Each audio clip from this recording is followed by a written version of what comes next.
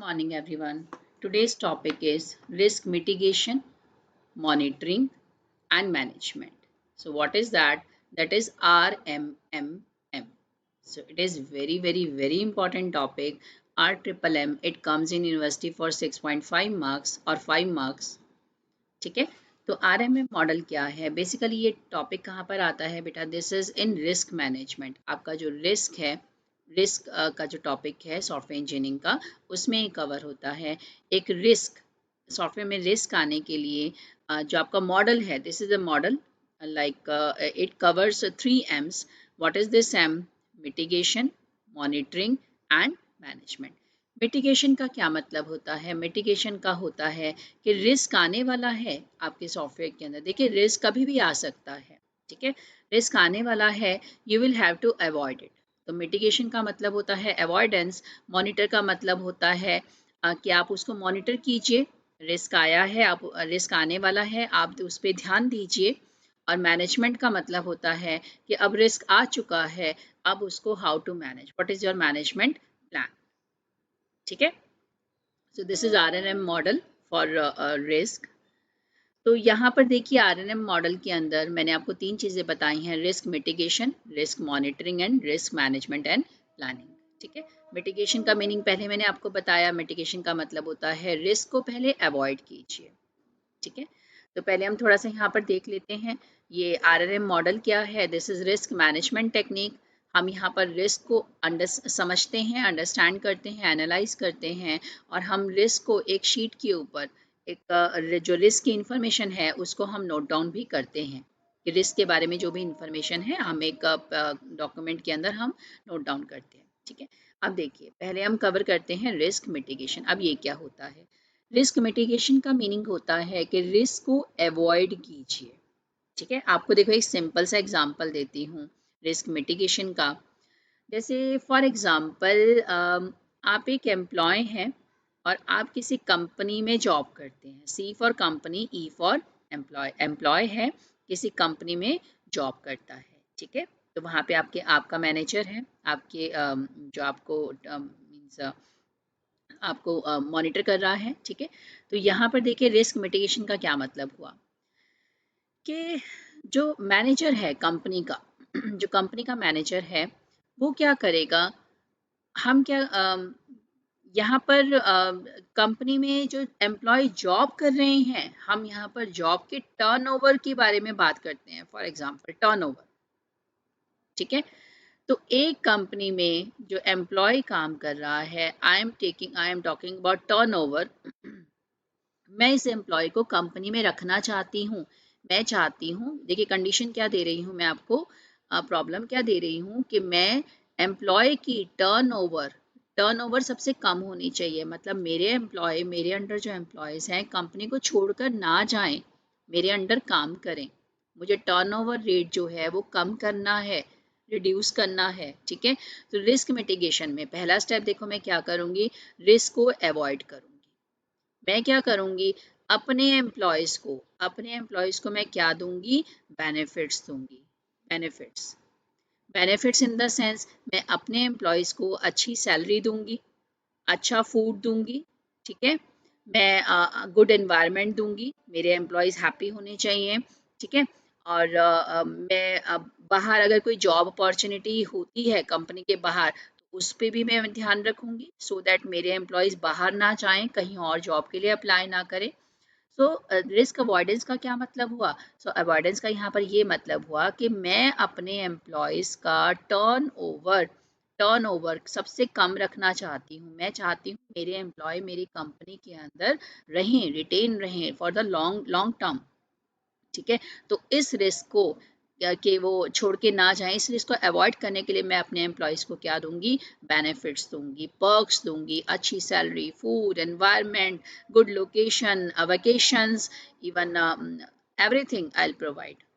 ठीक है, और एक हारमोनियस एनवायरनमेंट और इवन जो कोऑर्डिनेशन है उनके टीम मेंबर्स के अंदर, उस पर भी मैं ध्यान रखूंगी, सो दैट उनमें कोई कॉन्फ्लिक्ट्स ना हो। So everything, for what for I am doing, for avoiding the risk. So पहला स्टेप क्या होता है कि रिस्क आने वाला है, मुझे पता है आ सकता है, क्या पता 2 साल के बाद जॉब छोड़ के जाएं, but I am trying to avoid that risk. तो ये एक एग्जाम्पल है बेटा रिस्क मिटिगेशन का, कि आप रिस्क को अवॉइड कीजिए.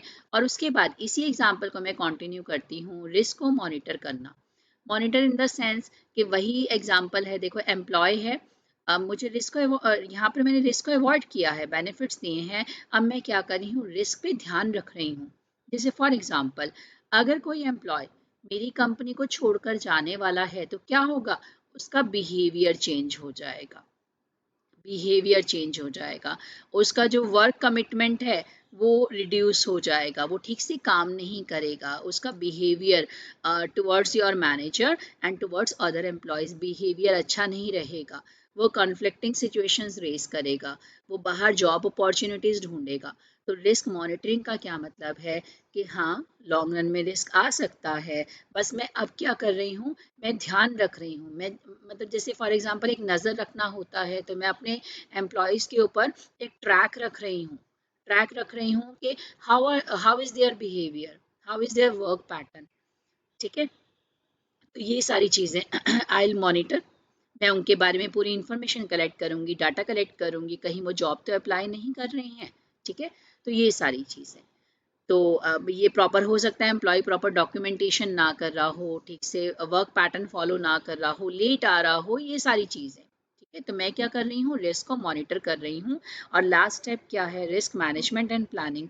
रिस्क मैनेजमेंट एंड प्लानिंग का मतलब होता है कि फॉर एग्जांपल अब यहाँ पर एक चीज़ है मैनेजमेंट एंड प्लानिंग के अंदर, रिस्क अकर्ड, कि मान लीजिए रिस्क आ गया है, रिस्क आ गया है, अब क्या करूँ, रिस्क आ गया है, risk management and planning last step है बेटा. रिस्क हो चुका है, मेरी कंपनी में एम्प्लॉय जो है छोड़ के जा चुका है, रिस्क आ चुका है, नाउ व्हाट टू डू, अब क्वेश्चन मार्क है, नाउ व्हाट टू डू. ठीक है, देखो if I would have been a good manager, अगर मैं अच्छी मैनेजर होती तो मैंने रिस्क का जो मिटिगेशन था आरआरएम के अंदर, risk mitigation monitoring and management, तो मैंने मिटिगेशन और मॉनिटरिंग मैंने अगर ठीक से किया होगा तो मैं मैनेजमेंट एंड प्लानिंग प्रॉपर कर पाऊंगी. ठीक है, तो फॉर एग्जांपल अब रिस्क हो चुका है, रिस्क आ चुका है, तो मुझे क्या करना चाहिए, मैंने जो अवॉइडेंस के स्टेप थे और मॉनिटरिंग के जो स्टेप्स थे वो सारे स्टेप्स कीजिए. वो सारे स्टेप्स क्या हो सकते हैं, फॉर एग्जांपल कि एम्प्लॉय छोड़ के जा चुका है तो अब क्या करो, जो आपने बैकअप टीम सोची थी, देखो if I am a good manager तो मैंने बैकअप रखा होगा, मैंने और एम्प्लॉयज़ रखे होंगे जो उस टॉपिक के ऊपर, उस प्रोजेक्ट के ऊपर काम कर सकें. तो इमीडिएटली एम्प्लॉय छोड़ के जा चुका है, बैकअप टीम को रिक्रूट कर दीजिए. ठीक है, और उनको ट्रेन करना, उनको प्रॉपर ट्रेनिंग जो आपने पहले से ही प्रोवाइड कर दी थी, देखो मैंने ये पहले मैं काम कर चुकी हूँ क्योंकि मुझे पता था रिस्क आने वाला है, उनको जो मैंने प्रॉपर ट्रेनिंग पहले से दे चुकी थी, now they will work efficiently on this employees project, अब वो काम कर सकते हैं. ठीक है, तो पहले से तैयारी रखिए और जब रिस्क आ गया है जो आपने तैयारी की थी उसको इम्प्लीमेंट कर दीजिए.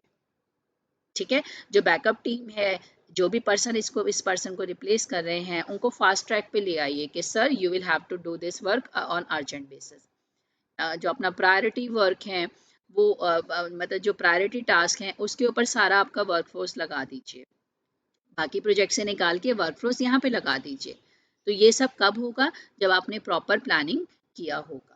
तो ये risk management and planning is the last step. ठीक है, तो अब ये जो आपने किया है, जो मैंने आप एम्प्लॉयज़ और कंपनी से रिलेट किया है, तो अब आप इसको अपने सॉफ्टवेयर प्रोजेक्ट से रिलेट कर सकते हैं. तो देखिए सिंपल सा है, तो अगर मैं सॉफ्टवेयर प्रोजेक्ट की बात करूँ, सॉफ्टवेयर प्रोजेक्ट की बात करूँ तो ये कुछ एक स्टेप्स हैं.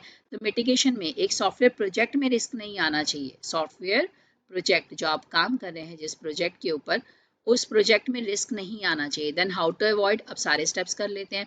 तो पहला पहला क्या होगा, अवॉइड कैसे करूं, कि रिस्क को फाइंड आउट करो कि कहाँ पे रिस्क आ सकता है, उनकी प्रॉब्लम्स को रिकॉग्नाइज करो, रिमूव करो. डॉक्यूमेंटेशन जो है टाइम टू टाइम अपना कंट्रोल कीजिए, डॉक्यूमेंट्स वगैरह प्रॉपर रखिए, टाइमली रिव्यू कीजिए कि काम ठीक से हो रहा है नहीं हो रहा. तो ये सब किसके स्टेप्स हैं, रिस्क मिटिगेशन के. ठीक है, तो देखिए ज़रूरी नहीं है कि ये 4 ही स्टेप्स हैं, आप इसके अंदर अपने स्टेप्स अपनी अंडरस्टैंडिंग से यू कैन ऐड ऑन. ठीक है, इसी तरह से अगला स्टेप क्या है, रिस्क मॉनिटरिंग. मॉनिटरिंग के मतलब ध्यान रखना, तो इसमें क्या होगा, ध्यान रखना, जैसे हमने एम्प्लॉय का ट्रैक किया था ना, एम्प्लॉय का बिहेवियर, वर्क पैटर्न, इसी तरह से आप अपने प्रोजेक्ट को ट्रैक कीजिए। ठीक है, तो प्रोजेक्ट को ट्रैक में क्या रखना है कि प्रेडिक्टेड रिस्क होगा या नहीं होगा।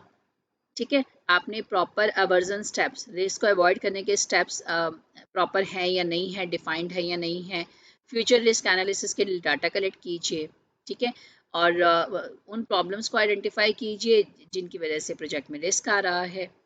ठीक है, उनको एलोकेट कीजिए, दूसरे पर्सनस को दे दीजिए। अगर किसी एम्प्लॉय से प्रोजेक्ट पे काम ठीक से नहीं हो रहा तो दूसरे एम्प्लॉय को हैंड ओवर कर दीजिए ना।